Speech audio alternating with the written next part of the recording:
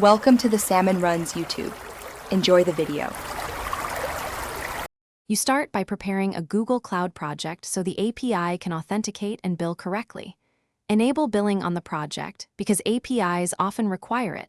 This avoids quota blocks later. Once billing is active, go to APIs and Services and enable the Google Analytics Data API for that project. Make sure to write down the project ID and project name. You'll reference them when creating credentials. After this initial setup, you're ready to create credentials that apps can use to call the API securely.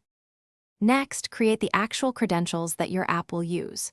Decide, USO Auth 2, 0 for user-driven applications where individuals grant access, or create a service account for server-to-server interactions. If you choose OAuth, configure the consent screen, add appropriate scopes, and register authorized redirect URIs. For a service account, create a key in JSON format and download it immediately. This file contains the private key your code will use.